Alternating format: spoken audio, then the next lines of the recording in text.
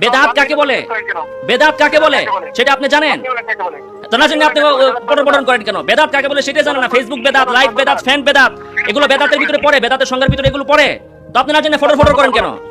আচ্ছা, ফেসবুক বেদাত না, হ্যাঁ ফেসবুক বেদাত না, লাইট বেদাত না, ফ্যান বেদাত না, মানে ওরা যেগুলো করবে ওদের সুবিধার ক্ষেত্রে এগুলো বেদাত না।